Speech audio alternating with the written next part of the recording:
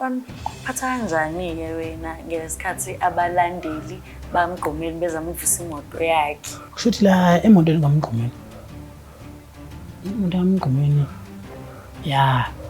ukuvela kwayo kokuqala yavela kwakuliphutha.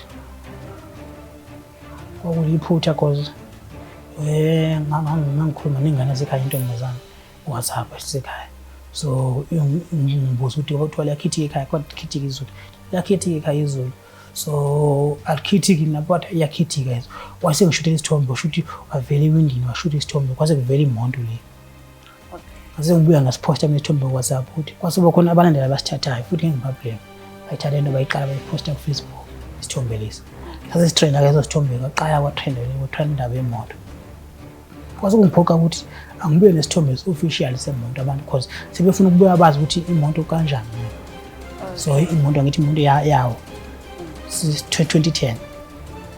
Chaza ngihlala ngo3 months umnyaka wayishonile. Uqiqi sekuyimini ufuna ukuqola abantu ongafuni ukusebenza.